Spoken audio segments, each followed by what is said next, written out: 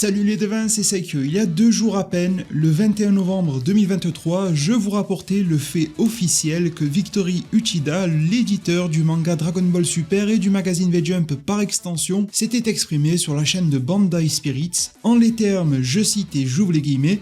la série Dragon Ball Super va continuer encore longtemps. C'était une information que je vous retranscrivais dans l'immédiateté de sa transcription originelle, et nous avons eu depuis quelques précisions supplémentaires qui, je pense, ont de quoi augmenter la hype chez les fans de Dragon Ball Super, et cette fois-ci avec la possibilité de réunir à peu près tout le monde, aussi bien ceux qui sont restés sur la touche de la redite de super-héros, que ceux qui l'ont apprécié, et ils sont également présents au visionnage de mes vidéos, je vous remercie vraiment tous. Aujourd'hui, c'est grâce à Andy sur sa page Twitter, une personne que je ne connais pas dans le privé, mais avec qui j'ai pu échanger de manière interposée, que j'apprécie pas mal en tant que fan de Dragon Ball à minima, et qui à ses heures perdues use de ses capacités de traduction du japonais vers l'anglais pour nous rapporter et nous traduire certaines informations qui viendraient directement du pays dont est originaire Dragon Ball à la base. Et donc à l'intérieur de cette vidéo, au cours de laquelle l'éditeur a bien appuyé sur le fait que Dragon Ball Super allait continuer, il a également ajouté, je cite, que lors du chapitre 100, qui nous parviendra aux alentours du 20 décembre 2023, il y aurait quelque chose, je cite,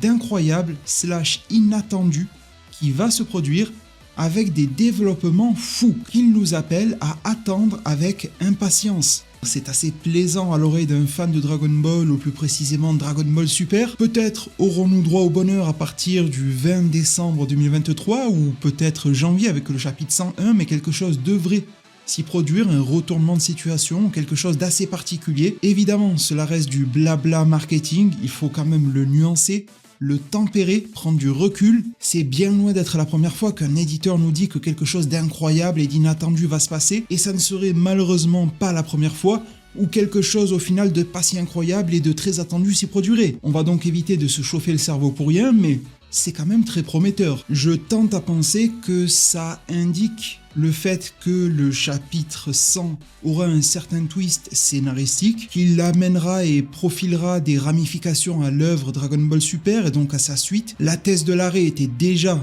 élaguée via les précédentes déclarations, là on va encore plus loin, avec potentiellement la mise sur le côté d'une pause. Il est vrai qu'on craignait entre guillemets une pause du manga à nouveau. On a plutôt l'impression au final que ça va être les bouchées doubles dès décembre 2023 avec ce fameux manga Dragon Ball Super. Le truc c'est que à la fois des moments de hype, des moments de joie, mais aussi des moments de déception, on en a tous connu à l'appel avec DBS, donc comme dit précédemment, on va rester assez modéré, on va rester calme et surveiller cette situation de près. Comptez évidemment sur moi sur cette même chaîne YouTube pour vous en partager les moindres évolutions. À vue d'œil et quand je combine les pièces d'un certain puzzle, je me dis que la présence de Black Freezer directement sur la planète de Beerus retournerait toute cette situation, à condition que Dragon Ball Super ne se paye pas le luxe de nous raconter l'histoire dans un passé lointain de Yamoshi, ou d'aller dans d'autres univers comme le 6 avec Vegeta ou le 11 ou je ne sais où. Si l'on reste donc dans une certaine forme de continuité et que l'on tente à connecter avec la fin originelle de Dragon Ball,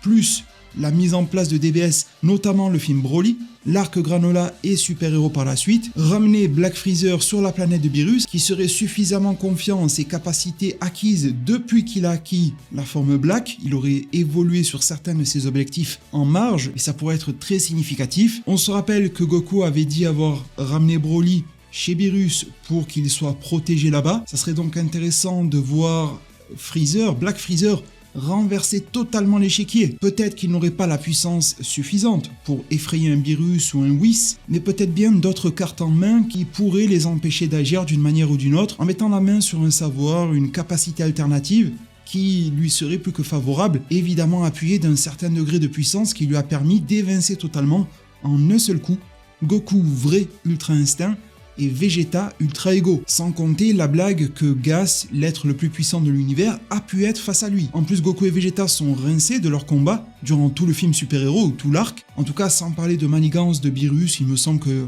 celle de Freezer serait intéressant à poser sur la table. C'était l'ouverture de l'arc super-héros avec un Vegeta qui regardait de manière assez symbolique cette silhouette de Black Freezer et qui l'envisageait comme ennemi futur. Peut-être sera-t-il celui du présent en décembre 2023, peut-être Akira Toriyama, Toyotaru et Victory Uchida nous pondront une histoire absolument inédite qui ne connecte avec rien du tout, je n'en serais même pas surpris. Vos idées sont les bienvenues en zone commentaire ci-dessous, ainsi que vos pouces bleus, vos abonnements accompagnés de la cloche des notifications, c'est quand même plus efficace. Merci vraiment pour tout, prenez tous extrêmement bien soin de votre futur, et à plus pour de prochains arts divinatoires.